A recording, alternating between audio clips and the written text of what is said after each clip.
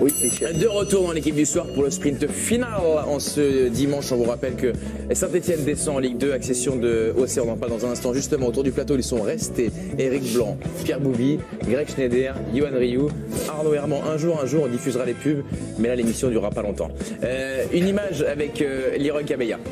Oui, on ne pouvait pas se quitter sans vous montrer la réaction de Djibril Cissé sur le pénalty gagnant de l'AJA. Regardez, on vous met le son avec. Tu tires la gagne.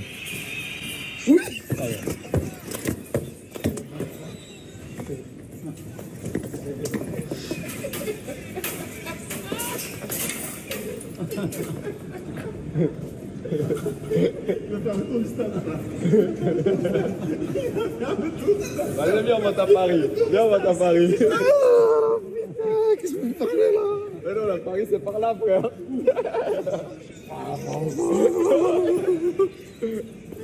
Eh, Dodo, ça te vient là?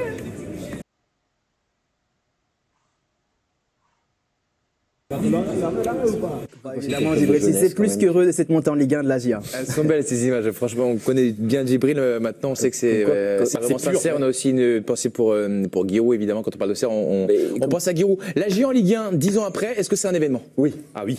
Allez-y. Bah vas-y, Yohan. Parce que tout simplement, ça fait partie de notre imaginaire. On aime le foot parce qu'il y a Auxerre, parce qu'il y a eu Auxerre sur notre chemin, des matchs extraordinaires de Coupe d'Europe, des exploits incroyables contre l'Ajax Amsterdam, contre Dortmund. Parce que moi, l'un des plus grands matchs de ma vie que j'ai vu, c'était le match, c'est une demi-finale de Coupe d'Europe, Auxerre qui reçoit Dortmund au match retour, Auxerre qui fait un match extraordinaire qui a 50 occasions, et c'est l'image de, comment il s'appelle le joueur, Stéphane Maï, qui rate de tir au but. Mais à ce moment-là, Auxerre a failli aller en finale de Coupe d'Europe, mais avec un jeu qui était extraordinaire, avec une ville qui vivait au sol. Et c'est des souvenirs extraordinaires d'un petit, mais qui, année après année, avec un système de jeu absolument extraordinaire. C'est un grand club français, Auxerre. C'est un immense club français. C'est le foot qui a d'ailleurs mis cette ville sur la carte de France. Bien sûr, bien sûr, bien sûr, bien sûr. Parce que c'est une petite ville. Et puis c'est des exploits, mais c'est quand même des exploits incroyables. Et surtout, ce qui est beau, c'est qu'en plus avec Jean-Marc Furlan, ce qui est magnifique avec Jean-Marc Furlan, c'est que dans les dernières encablures, les derniers matchs, Auxerre ne s'est pas renié. Auxerre, même au match aller, Auxerre a continué à jouer son jeu, à avoir des occasions, ce jeu léché. Et franchement, c'est magnifique de voir Furlan en Ligue 1. Je ne veux pas parler à la place de mon voisin, mais on a vu le barrage.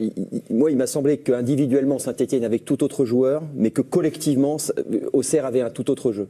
Et il y a quelque chose de vertueux derrière, parce que c'est pas des joueurs exceptionnels, c'est des gens comme Charbonnier ou comme Autrette qui ont été un peu justes ou jugés un peu justes pour la Ligue 1 à un moment donné.